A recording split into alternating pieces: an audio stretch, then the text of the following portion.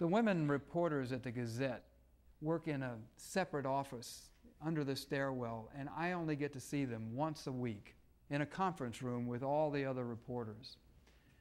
From the beginning, Najla was a challenge. She tells me she likes concealing herself. She wears the abaya, the black robe all Saudi women wear, and the hijab to cover her head, and the niqab to cover her face. The year before, there was a fire in a girls' school in Mecca.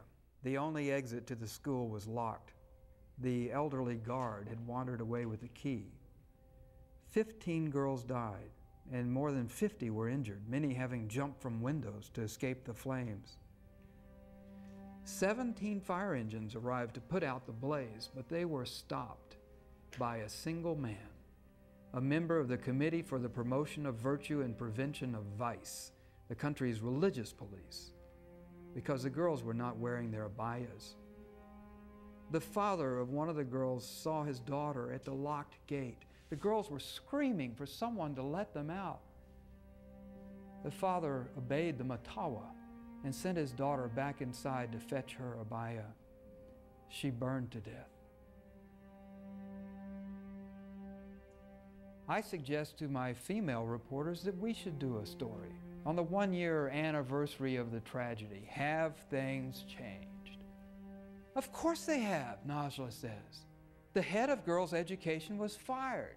Najla, that's a symbolic change.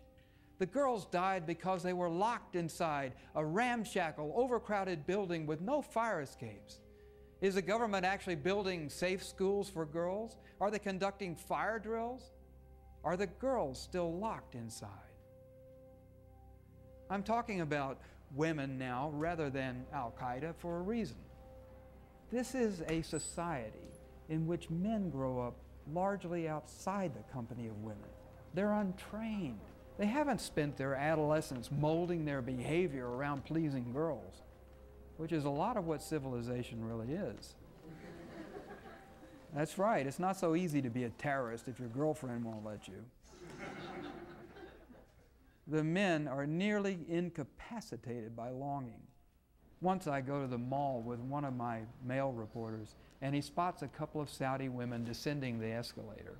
They are entirely encased in black. Even their eyes are covered like a bird cage.